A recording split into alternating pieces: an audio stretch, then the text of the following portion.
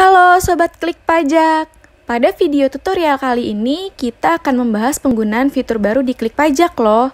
Penasaran apa fitur terbarunya? Yuk simak penjelasannya. Apakah Anda bekerja di perusahaan yang operasinya banyak berhubungan dengan vendor atau customer di luar daerah pabean seperti impor atau ekspor?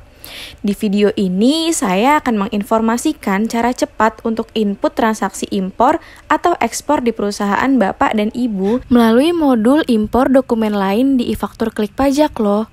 Untuk langkah-langkahnya, simak video ini sampai habis ya. Sebelum kita masuk ke langkah-langkahnya, kita bahas dulu yuk apa itu dokumen lain. Buat Sobat Klik Pajak yang tahu, bisa komen di kolom komentar ya. Nah, dokumen lain adalah dokumen yang kedudukannya dipersamakan dengan faktur pajak. Alasan dokumen lain dipersamakan dengan faktur pajak yang pertama, karena faktur penjualan yang digunakan oleh pengusaha telah dikenal oleh masyarakat luas seperti kwitansi pembayaran telepon dan tiket pesawat udara. Yang kedua, karena terdapat dokumen tertentu yang digunakan dalam hal impor atau ekspor BKP berwujud. Lalu, sebagai bukti pemungutan pajak harus ada faktur pajak, sedangkan pihak yang seharusnya membuat faktur pajak atau pihak yang menyerahkan BKP atau JKP berada di luar daerah pabean. Untuk contoh-contoh dokumen tertentu yang dipersamakan dengan faktur pajak, Anda juga dapat mengakses artikel kami juga loh, cara input dokumen lain pajak masukan di e-faktur. Untuk linknya kami cantumkan di description box ya. Nah, untuk langkah-langkah mengimpor dokumen lain menggunakan fitur ini, yang pertama, Anda harus klik menu e-faktur, lalu Anda klik impor faktur, dan selanjutnya Anda akan diarahkan ke halaman seperti ini ya. Di halaman ini ada step by step bagaimana cara impor dokumen lainnya ya. Pada step pertama, Anda bisa mendownload template CSV yang sudah Klik Pajak sediakan loh.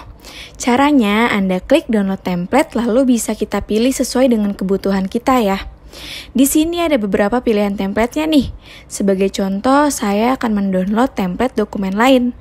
Setelah berhasil di-download, maka tampilan filenya akan seperti ini ya. Nah, ini adalah template file CSV yang sudah kita download di Klik Pajak. Di sini ada headernya dan kita bisa langsung isikan saja sesuai dengan data dari dokumen lain.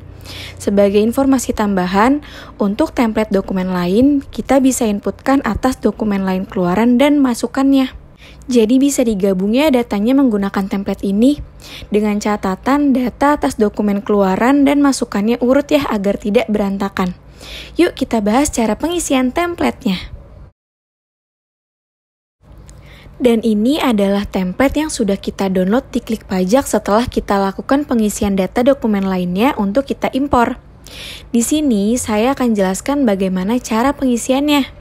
Bisa kita lihat bahwa ada header DKDM ya, yaitu dokumen keluaran dan dokumen masukan. Untuk pengisian DK dan DM bisa kita isi sesuai dengan header yang tercantum, seperti jenis transaksi, jenis dokumen, kode jenis transaksi sampai dengan tanggal approval. Untuk jenis transaksi dan jenis dokumen dapat disesuaikan ya pengisiannya dengan data dari dokumen keluaran dan masukan Anda. Setelah itu, kode jenis transaksinya bisa kita isikan sesuai dengan jenis transaksinya. Misalnya untuk kode jenis transaksinya kita isi 13 ya untuk dokumen keluaran dan 10 untuk dokumen masukannya. Setelah pengisian kode jenis transaksi, ada header faktur pengganti. Jika Anda pernah melakukan pembetulan faktur, maka bisa dicantumkan ya pembetulan yang keberapa. Misalnya pembetulan ke-1 atau pembetulan kedua. Namun, jika tidak pernah ada pembetulan, maka Anda bisa isi 0 saja untuk menghindari error. Selanjutnya, untuk nomor dokumen lain ganti itu tidak wajib diisi. Bisa diisi jika memang pernah ada penggantian atas dokumennya saja ya Sobat Klik Pajak. Setelah itu, untuk nomor dokumen lain bisa kita isikan sesuai dengan data dari nomor dokumen lainnya. Dan lalu kita bisa isikan tanggal dokumen lain, tanggal, masa, dan tahunnya. Selanjutnya, untuk masa pajak dokumen lain, misalnya kita isi untuk masa pajak 1.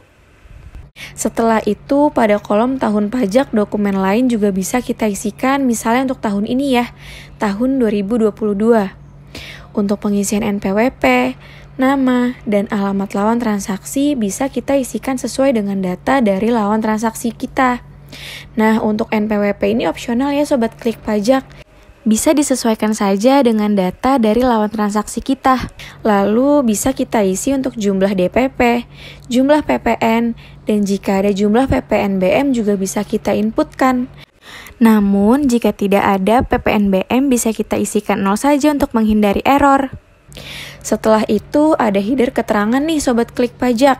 Untuk header keterangannya itu juga opsional dan tidak wajib untuk diisi. Kalau di sini saya berikan contoh untuk keterangannya, kita isikan BKP ya. Lalu untuk FAPR atau faktur approval dan tanggal approvalnya opsional ya. Sekarang lanjut yuk untuk proses impornya. Di sini kita bisa lanjut ke step 3 untuk melakukan upload file CSV yang sudah kita buat. Langsung saja kita lampirkan untuk template file CSV yang sudah kita isikan. Kita klik upload file, lalu kita select aja nih file CSV yang sudah kita buat tadi. Ketika file CSV sudah terlampir, kita bisa klik impor sebagai draft ya. Lalu kita akan diarahkan ke halaman ini untuk melakukan cek apakah impor file CSV dari data dokumen lain kita berhasil. Jika berhasil, maka statusnya akan berubah menjadi berhasil impor.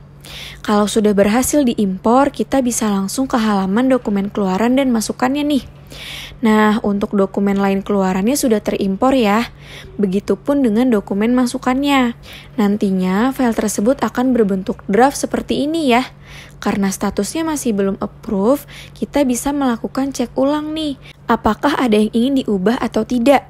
Jika tidak ada yang ingin diubah, kita bisa langsung upload saja ya. Jika sudah diupload, maka statusnya akan approve seperti ini. Nah, bagaimana Sobat Klik Pajak? Dengan fitur tersebut dapat membuat pekerjaan kalian sebagai staf pajak lebih efisien bukan? Karena kita tinggal copy-paste data dari dokumen lainnya saja dan kita bisa isikan pada template CSV-nya. Karena fitur ini membawa kemudahan untuk efisiensi pekerjaan Anda, jadi gunakan fitur ini segera ya. Sampai jumpa di video selanjutnya. Bye!